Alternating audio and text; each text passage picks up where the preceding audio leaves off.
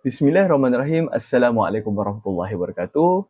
Nama saya Muhammad Ishraf Najjan bin Abdul Rahman, kad matrik 079648 dan saya mengambil kos Usuluddin Kaunseling semester 4 tahun 2. Okey, baik.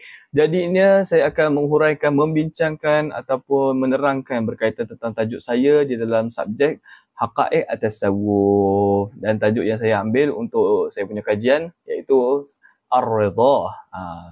Jadi jom kita sama-sama memahami berkaitan tentang apa yang saya cuba bentangkan. Okey, mari sama-sama kita tengok untuk pengertian ataupun mafhumu ar-ridha. Okey. Ar-ridha maqamun ruhiyyun rafi'un yablughu al-'abdu ba'da sabrin wa taslimin. Wa huwa la ya'ni qabulan sathhiyyan lil qadar, bal huwa tuma'ninatun nafsiyyatun wa thiqatun bi hikmatillahi fi kulli ma yaqdi. قال الله تعالى رضي الله عنهم ورضوا عنه وقال النبي صلى الله عليه وسلم من رضي الله ربا فله الجنة فهو من أسماء مقامة الإيمان والتقوى. Yang bermaksud pengertian redha. Redha ialah satu kedudukan rohani yang tinggi yang dicapai oleh seseorang hamba setelah melalui jalan kesabaran dan penyerahan diri. Ia bukan sekadar penerimaan takdir secara luaran, tetapi suatu ketenangan jiwa dan keyakinan terhadap kebijaksanaan Allah dalam segala ketentuannya. Firman Allah SWT, Allah redha terhadap mereka dan mereka redha kepadanya. Surah Al-Bayyinah ayat ke-8. Dan sabda Nabi Muhammad SAW, sesiapa yang redha Allah sebagai Tuhannya, maka baginya syurga. Maka redha merupakan antara darjat tertinggi dalam keimanan dan ketakwaan. Okey, jom sama-sama kita tengok daripada dalil pula ya, iaitu kita bersumberkan Al-Quran dan hadis. Okey. Jadi untuk yang pertama kita menggunakan Al-Quran. Okey, ad-dalilul awwal minal Qur'anil Karim. Qauluhu ta'ala fi suratul Al-Bayyinah al-ayah 8 radhiyallahu anhum wa radu an. يبين هذا القول الكريم عظمة منزلة الرضا وأنه من مقامة المقربين. Okey, yang bermaksud, okey. Yang maksudnya firman Allah SWT dalam surah Al-Bayyinah ayat ke-8, maksudnya Allah redha akan mereka dan mereka pula redha akannya. Maksud daripada ayat ini menunjukkan kemuliaan orang yang mencapai redha Allah dan rela terhadap segala ketentuannya. Okey, manakala daripada sumber kedua iaitu hadis, ad-dalil tsani min al-hadis an-nabawi. Qala an-nabi sallallahu alaihi wasallam, man radiyallahu rabban falahu al-jannah, riwayah Muslim. Wa fi hadzal hadis basharatun 'azimatun li kulli man radiya billahi wa aslama lahu al-qalba wal jawarih. Yang bermaksud sabda Nabi Muhammad SAW, maksudnya sesiapa yang redha Allah sebagai Tuhannya, maka baginya syurga. Hadis ini menggambarkan bahawa redha adalah kunci kepada kebahagiaan abadi di akhirat. Okey, seterusnya berkaitan tentang pembahagian redha. Okey, baik. Taqsimiyati ar-ridha. Okey, al-ula, yang pertamalah ridha al-'abdi 'anillah wa huwa taslimu al-qalbi li hukmillah wa qadarihi duna sukhtin aw i'tiradin. Maksudnya, yang pertama, redha hamba terhadap Allah, iaitu penyerahan hati terhadap ketentuan dan takdir Allah tanpa rasa marah atau bantahan. Okey. Al-thani, ridallahi 'anil 'abdi wa huwa al-ghayatu al-kubra allati yas'a ilaiha al-mu'minu wa hiya dalilu al-qabuli wal qurbi.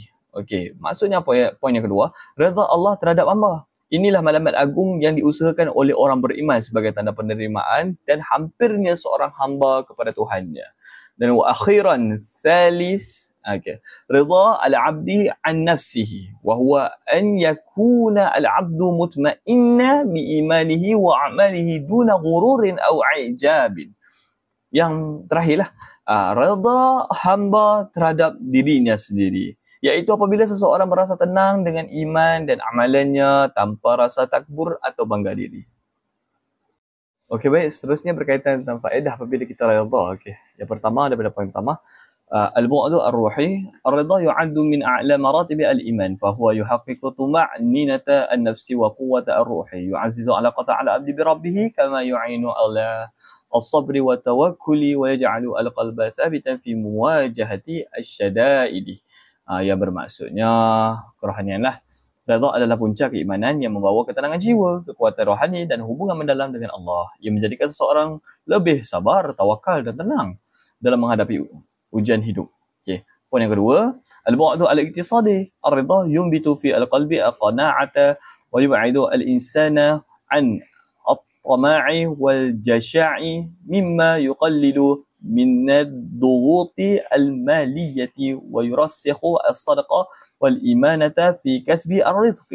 Bermaksud daripada aspek ataupun segi ekonomi pula, redha melahirkan sifat qanaah, berasa cukup dan menjauhkan diri daripada tamak dan kerakusan harta. Ia mengurangkan tekanan hidup dan menjadikan seorang lebih jujur dalam mencari rezeki. Okey, faedah yang ketiga yang paling last sekali iaitu البعد السياسي والاجتماعي. الرضا يسهم في بناء مجتمع متماسك ومتفهم ويعلم القادة والشعوب تقبل المسؤولية بروح من الحكمة والاتزان بعيدا عن الفوضى والتمرد غير مشروع. Maksudnya apa? Maksudnya dari segi politik dan masyarakat, redha dapat membentuk masyarakat yang harmoni dan pemimpin yang berjiwa besar. Ia mengajar rakyat dan pemimpin untuk menerima peranan masing-masing dengan tanggungjawab dan hikmah serta tidak mudah memberontak tanpa sebab yang sah.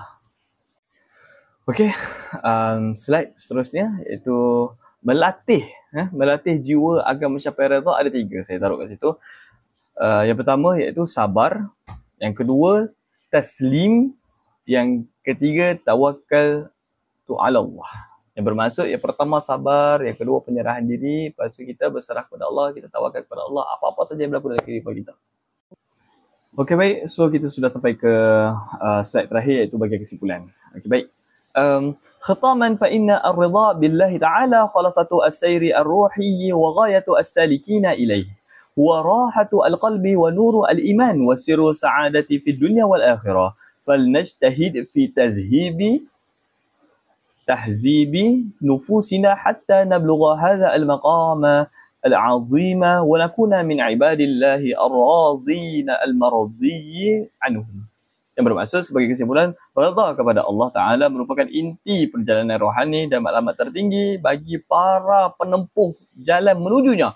Ia adalah kerehatan hati, cahaya keimanan dan rahsia kebahagiaan di dunia dan di akhirat. Maka marilah kita bersungguh-sungguh dalam mendidik jiwa kita agar kita dapat mencapai martabat yang agung ini dan menjadi hamba-hamba Allah yang redha dan diradainya. Sekian itu saja. Wabillahi taufiq wal hidayah. Wassalamualaikum warahmatullahi wabarakatuh.